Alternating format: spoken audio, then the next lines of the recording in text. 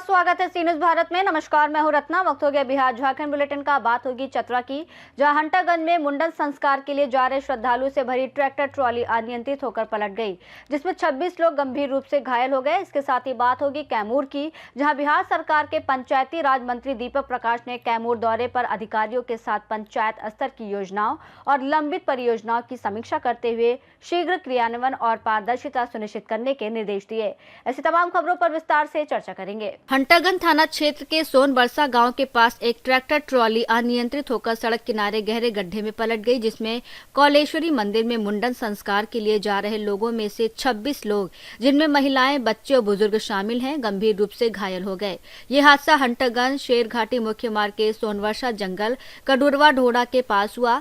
घायल गयाजी शेरघाटी के उचरमा गाँव निवासी पाचू मांझी का परिवार और उनके ग्रामीण थे। प्रत्यक्षदर्शियों के अनुसार ट्रैक्टर तेज गति से चल रहा था और चालक ने नियंत्रण खो दिया। पुलिस और स्थानीय ग्रामीणों ने राहत और बचाव कार्य किया। सभी घायलों को हंटरगंज सामुदायिक स्वास्थ्य केंद्र पहुंचाया गया। गंभीर मामलों को मगध मेडिकल कॉलेज गया रेफर किया गया।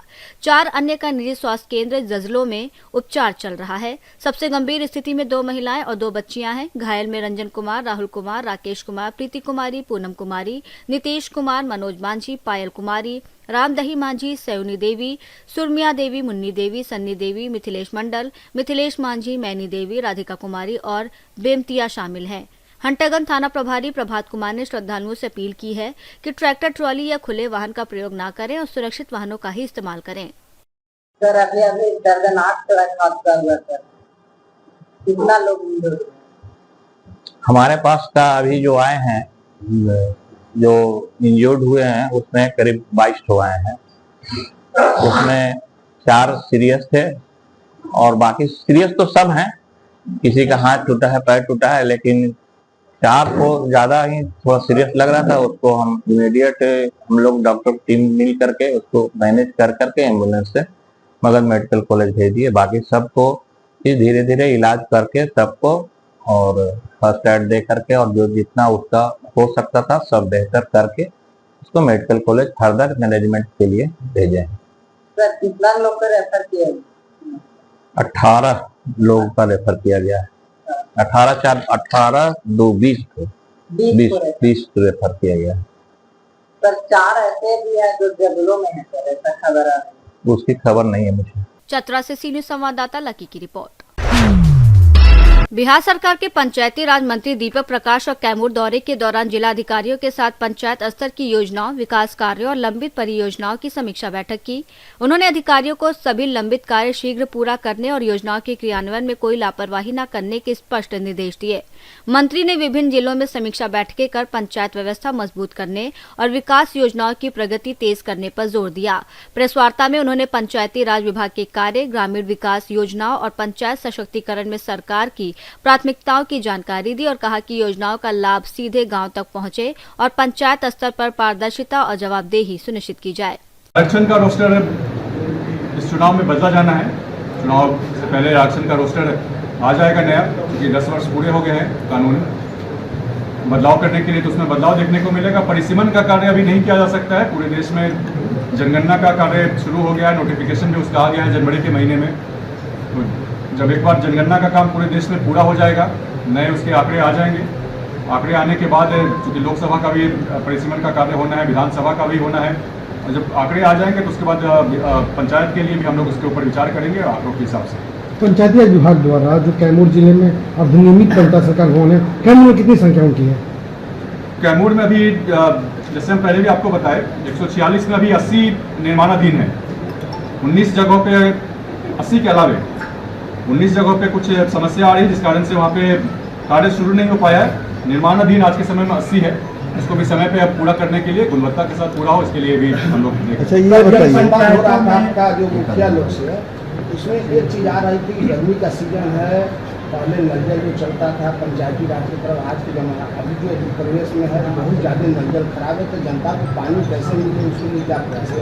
उसके लिए पीएचडी तत्पर है, कार्य किया जा रहा है। चूंकि सीधे मेरे विभाग से जुड़ा मामला नहीं है तो हम सीधे तौर पर इस पर जवाब नहीं दे सकते हैं, लेकिन उसके ऊपर काम किया जा रहा है और जो कुछ भी समस्याएं आ रही हैं पीएचडी उसको सही समय पर पूरा करेगा। सभी पंचायतों में सुधा डेयरी फार्म खोलने की प्रक्रिया जी तो इसका क्रियान्वयन अभी मुख्यमंत्री भी चर्चा तो इसका क्रियान्वयन कब तक होने का?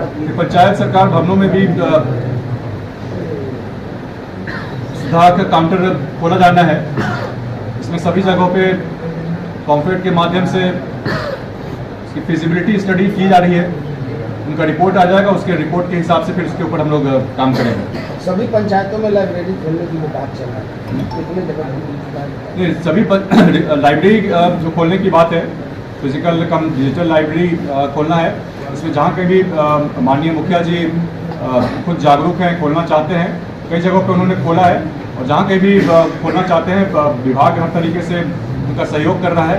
हर वर्ष जहाँ कहीं भी लाइब्रेरी है, लाइब्रेरी में पुस्तकें बेहतर से बेहतर उपलब्ध हो, बढ़िया प्रकाशन की पुस्तकें उपलब्ध हो, जो युवाओं के करियर से संबंधित पुस्तकें हो वो उपलब्ध हो। इन सभी चीज़ों को लेकर 2 लाख रुपए प्रतिवर्ष देने का भी प्रावधान है और सब विभाग हर तरीके से सपोर्टिव है माननीय मुखिया जी को इस काम को करने के लिए। कैमूर से सीनियर संवाददाता राम प्रवेश तिवारी की रिपोर्ट। रोहतास जिले में चक्रवर्ती सम्राट अशोक महान की जयंती पर सासाराम में उनकी आदमकद प्रतिमा का भव्य अनावरण कर श्रद्धांजलि अर्पित की गई। नगर निगम सासाराम के मेयर काजल कुमारी ने धर्मशाला चौक पर स्थापित प्रतिमा का लोकार्पण कर इसे जनता को समर्पित किया। उन्होंने कहा कि सम्राट अशोक का शासन समावेशी, न्यायपूर्ण और मानवता पर आधारित था, जो अहिंसा, करुणा और लोक कल्याण का प्रतीक है। कार्यक्रम में उपस्थित वक्ताओं ने बताया कि अशोक की नीतियां आज भी प्रासंगिक हैं और युवाओं के लिए मार्गदर्शक हैं। इस आयोजन के माध्यम से नई पीढ़ी को उनके आदर्शों से प्रेरणा लेने और समाज में भाईचारा, शांति और सद्भाव बनाए रखने का संदेश दिया गया। महान की आज जयंती है तो समस्त क्षेत्रवासियों और समस्त देशवासियों को उनके जयंती पे बहुत बहुत शुभकामनाएं हैं और साथ ही नमन करती हूँ ऐसे हस्ती की जिन्होंने अखंड भारत का निर्माण किया है।